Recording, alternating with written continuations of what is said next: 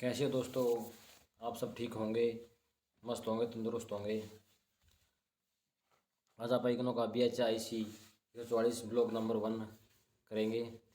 हम इसके important question करेंगे जो अपने एग्ज़ाम से संबंधित होंगे। चलिए हम बिना समय गवाए अपना कार्य स्टार्ट करते हैं। अपना खंड 1 अतीत तथा इतिहास, यानी इतिहास क्या है। जैसे 1.2 भारत, प्रारंभिक भारत इतिहास का निर्माण, ऐतिहासिक परंपराएं क्या हैं, इतिहास परंपराओं की ओर प्रारंभिक भारत के अतीत के प्रति दृष्टिकोण तथा उसका पाठ्यक्रम, ये इनसे संबंधित क्वेश्चन पढ़ेंगे। और एक है अपना 1.8 ऐतिहासिक परंपराओं के सामाजिक, राजनीतिक और आर्थिक संदर्भ, इनसे संबंधित क्वेश्चन करेंगे वह। चलिए बिना समय गवाए अपने क्वेश्चन पर पहुंचते हैं। जैसे ये आ गया,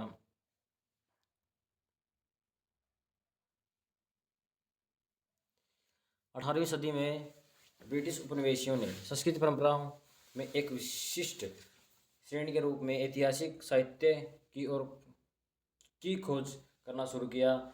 इस प्रयास में उन्होंने असफलता व्यक्त की और भारतीय संस्कृति और उनकी हिंदू सभ्यता को इतिहासहीन मान लिया गया। यद्यपि विलियम जोन्स जैसे कुछ भारतीयविद आश्वस्त थे कि कुछ ग्रंथों में इतिहास का केंद्रीय तत्व समाहित रहा हो सकता है, पर अधिकांश का यह मानना था कि इस ग्रंथों में अतीत के वास्तविक अभिलेख का साक्ष्य बहुत कम ही मिलता था। एकमात्र अपवाद कल्याण की राजतरंगिणी थी, जो कश्मीर का 12वीं शताब्दी का इतिहास थी। कुछ इतिहासविदों का यह भी मत था कि प्राचीन भारत में कोई इतिहास नहीं था। कुछ इतिहासविदों का कहना है कि भारत का कोई इतिहास नहीं था, क्योंकि प्राथमिक रूप से इनके अनुसार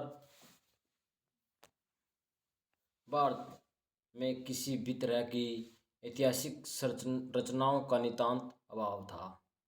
इतिहास से उनका अभिप्राय इतिहास अध्ययन विषय से था, क्योंकि प्राचीन भारतीयों में इतिहास का बोध अनुपस्थित था। इस प्रकार वे इतिहास चेतना से भी वहीन थे। यहाँ इतिहास और ऐतिहासिक रचनाओं के बीच अंतर किया जाना महत्वपूर्ण है। प्राच्यविदों ने यह देखा कि महाकाव्यों, पुराणों तथा विदेशियों के वृत्तांतों में दर्ज की हुई कहानियों के आधार पर भारत के इतिहास का थोड़ा बहुत निर्माण किया जा सकता है, लेकिन किसी प्रकार का ऐतिहासिक लेखन यहाँ पूरी तरह से अनुपस्थित था। ऐतिहासिक लेखन और इस प्रकार ऐतिहासिक चेतना को वास्तविक इतिहास के चिन्ह के रूप में या इसके विपरीत समझा गया। इतिहास स्वयं में ऐतिहासिक चेतना से बंधा हुआ है, क्योंकि जो वास्तविक इतिहास होता है उसमें नवीन और भूतपूर्व का सृजन करते हुए आत्मसजग अभिकर्ता मौजूद होता है, या इसके विपरीत कहें तो इतिहास का लेखन स्वयं में ऐतिहासिक चेतना की मौजूदगी की ओर संकेत करता है। समय समय पर प्राचीन भारत में ऐतिहासिक दस्तावेजों की व्यवस्थागत अनुपस्थिति तथा समकालीन यूरोप के इतिहास लेखन के बीच तुलनाएं की जा रही थी। उनका कहना था कि पुनर्जागरण से उत्पन्न अतीत का बोध साक्ष्य, कारण, कार्य तथा कालानुक्रम के साथ ही धारावाही विवरण के प्रति स्पष्ट चेतना का प्रदर्शन करता था। भारत में ऐसा नहीं था। बहरहाल कुछ इतिहासविदों ने प्रबोध के दर्शन में मानववादी संस्करण से प्रभावित होकर भारत में इतिहास की खोज की शुरुआत की। इसके द्वारा किए गए शुरुआती अध्ययन हिंदू विधि तथा धर्म ग्रंथों से संबंधित थे। दूसरी ओर 19वीं सदी में उपयोगितावादी विचार भारतीय इतिहास की नवीन व्यवस्थाओं की ओर उन्मुख हो रहे थे। उनका यह मानना था कि यह तथ्य है कि भारत का कोई इतिहास नहीं रहा, कारण भारतीय समाज के प्रकृति थी। भारत के अतीत को प्राच्यवादी निरंकुशता के सिद्धांत की पुष्टि के रूप में देखा गया। जेम्स मिल की the history of British India Bharat के अतीत के संबंध में सर्वेक्षण करने का पहला प्रयास था। उसने भारत के इतिहास के 3 कालों हिंदू मुस्लिम सभ्यताओं तथा ब्रिटिश शासन के रूप में विभाजित किया। भारतीय हिंदू सभ्यता को पिछड़ी तार्किक और गतिहीन सभ्यता के रूप में देखा गया। यह मत हेगेल के अधिक अमूर्त ऐतिहासिक सामान्यीकरण का हिस्सा बन गया। इसके अनुसार भारत में एक नजर आता है वह इतिहास नहीं बल्कि पूर्व इतिहास है। एक अन्य उदाहरण में हेगेल स्पष्ट तौर पर प्राचीन भारत के विषय में संकेत करता है। किसी राष्ट्र का वास्तविक वस्तुनिष्ठ इतिहास तब तक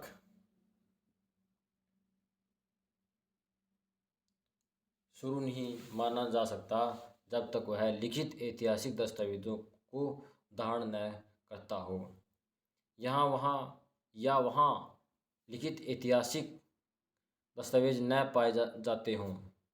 ऐसी संस्कृति जिसके पास अब तक इतिहास नहीं है, उसके कोई वास्तविक सांस्कृतिक प्रगति नहीं थी, और यह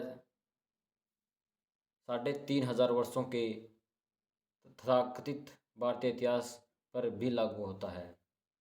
जेम्स मिल ने प्राच्यवादियों के इस विचार का खंडन किया कि महाकाव्यों तथा अन्य स्रोतों में भारतीय इतिहास का बोध किया जा रहा है।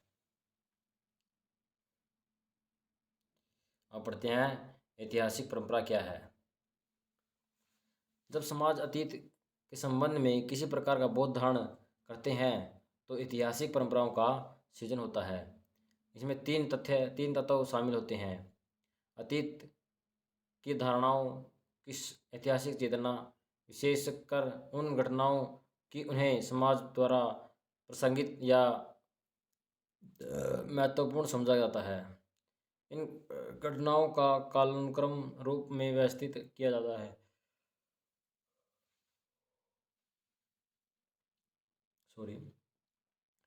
और ये कार्य कारण के तत्वों को प्रदर्शित करती है।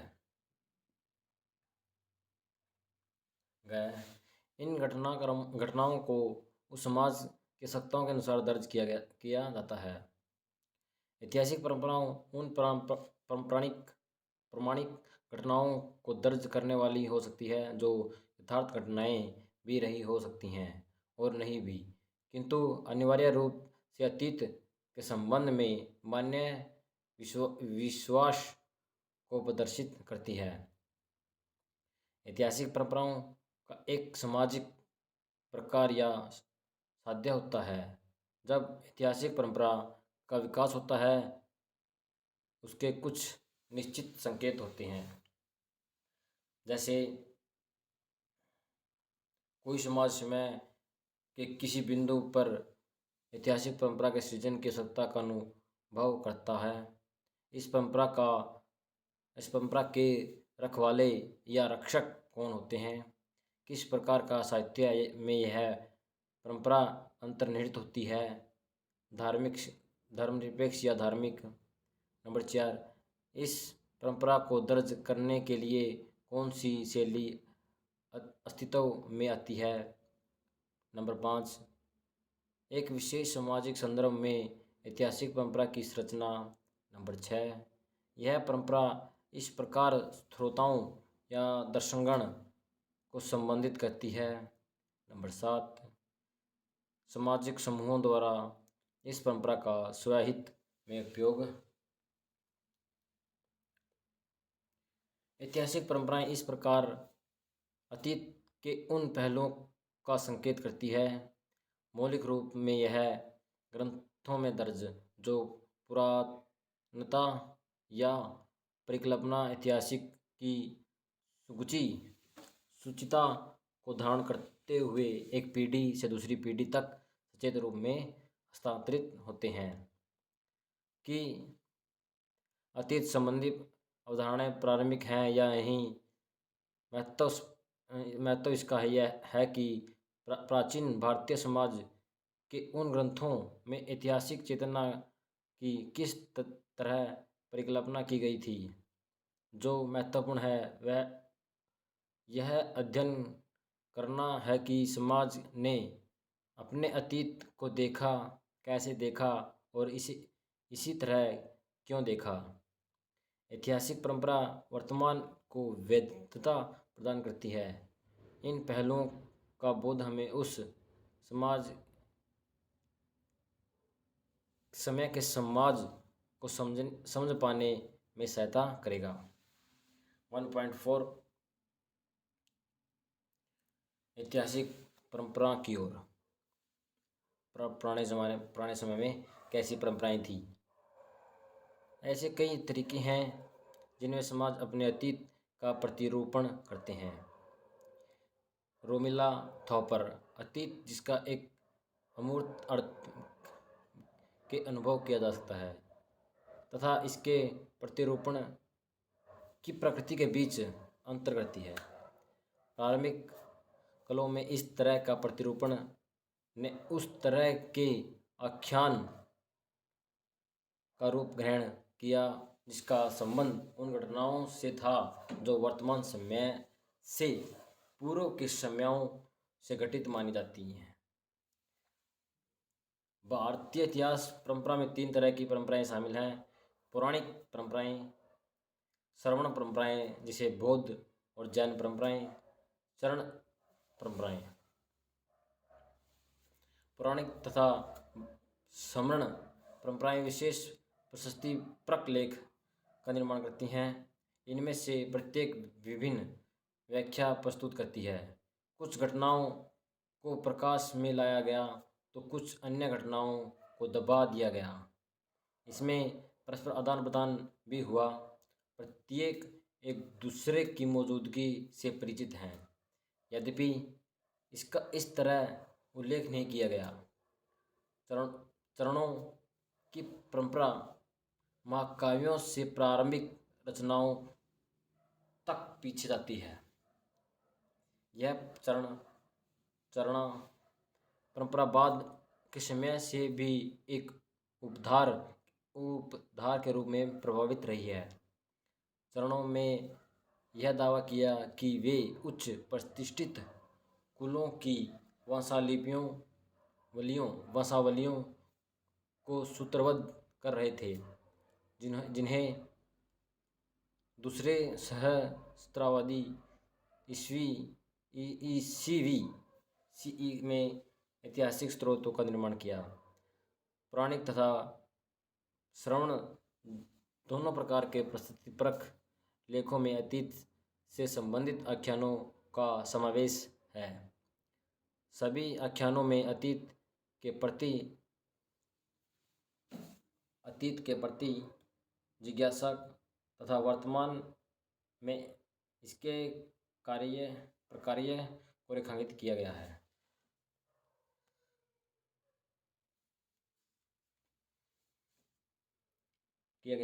जब किसी विशेष समुदाय की आकांक्षाएं इतिहास से संबंधित होती हैं तब एक एकल आख्यान का जन्म होता है जो अतीत के किसी खास दृष्टिकोण को स्वीकार करता है।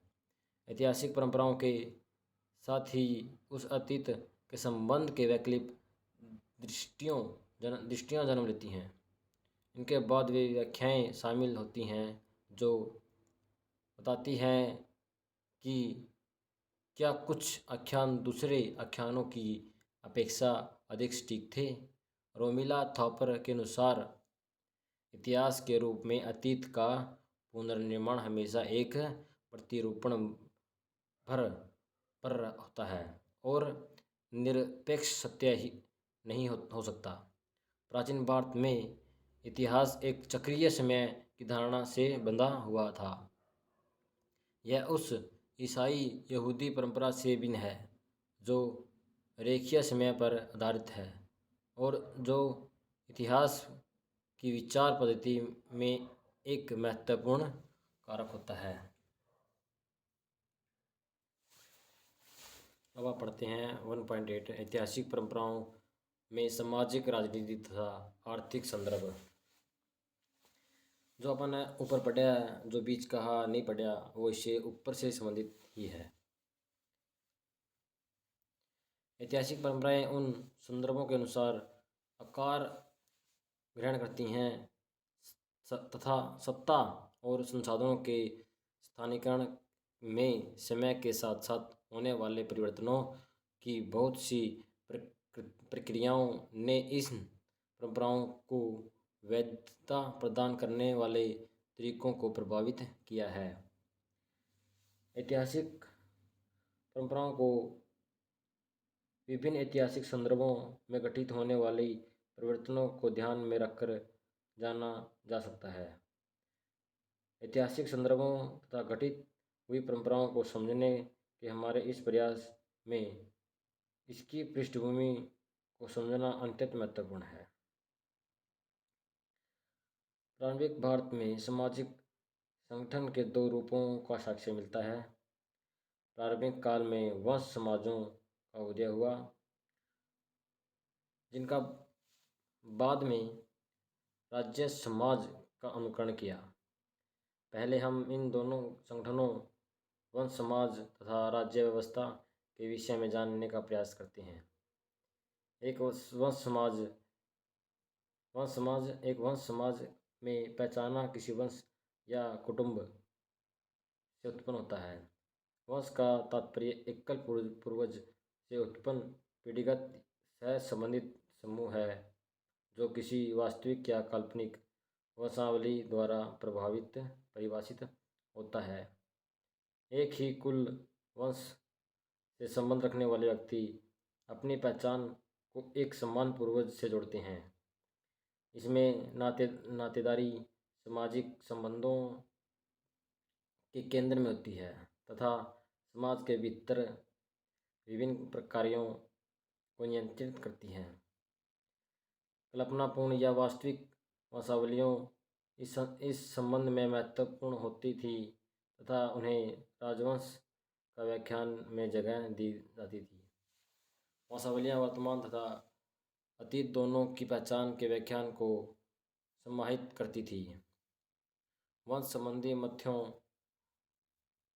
के साथ ही वंशावलियों किसी वंश समाज की प्रक्रियाओं, परंपरा, परस्पर मिश्रित और खंडन को दर्ज करती थी। जब एक वृद्ध वंश छोटी छोटी वंश शाखाओं में टूट जाता था तो उनमें से कुछ नए स्थानों की ओर प्रवास कर जाते थे। इसे खंडन कहते हैं, यानी टूटना। यानी पूरा कोई संयुक्त परिवार है, उसमें ते कोई कट जाएगा बस गया, कोई कट जाएगा बस गया, उसे खंडन कहते हैं। मिश्रण तब होता है जब कुछ वंश आपस में मिलकर एक बड़ा वंशीय समूह निर्मित करते हैं। रोमिला थापर का यह तर्क है कि वंशों का पदसोपन क्रम में व्यवस्थित किया गया था और यह व्यवस्था आवश्यकता होने पर इस प्रकार व्यवस्थित किए जाने के बाद के समय में भी वंशावलियाँ या अन्य रूपों को अंकित या नए सिरे से सूत्रबद्ध की जा सकती थी। इस पदोसोपन के कारण कुछ वंश संसाधनों तक पहुँच रखने के संबंध में बेहतर स्थिति में थे। वंश आधारित समाजों में सामान्य अपने अतीत के नायकों, यानी दूसरा आ गया वंश आधारित समाजों का सामान्यतः अपने अतीत के नायकों और घटनाओं को अंकित किया था। भारत में प्रारंभिक कृषिगत चरवाहे समाज मवेशी को महत्वपूर्ण संपत्ति मानते थे। यद्यपि थोड़ी बहुत खेती उनके निर्वाह की रणनीति का हिस्सा थी। उपज की सत्ताधारी स्कूलों को अनुष्ठानित रूप से भेंट दिया जाता था। संपत्ति मुखिया को अर्पित भेंट शुल्क और बलि के रूप में थी। इस उत्पादन का अधिकांश अनुष्ठान के दौरान उपयोग में आता था तथा अनुष्ठान का निष्पादन करने वाले को प्रदान किया जाता था। पुरोहित मुखिया या प्रतिष्ठा को वैधता प्रदान करते थे तथा बदले में मुखिया से भौतिक उपहार को प्राप्त करते थे। जब समय के साथ वंशों का महत्व बढ़ा तब अनुष्ठान विशेषज्ञों का एक विशेष समूह अद्वित हुआ। इनमें से कुछ अद्वित से संबंधित परंपराओं का कंठस्थ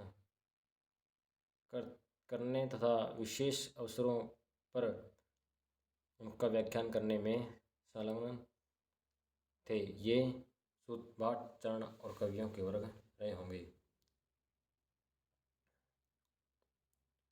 मुखिया के पास सत्ता थी तथा पुरोहित द्वारा उसकी नायक के रूप में प्रशंसा की जाती थी। यही वह संदर्भ था जिसमें नायक प्रशंसा और गाथाओं के महत्वपूर्ण स्थान प्राप्त कर लिया था। ये कवियाँ अपनी लंबाई में लघु आकार की थी तथा इनका लक्ष्य मुखिया के महत्व को बढ़ाना था।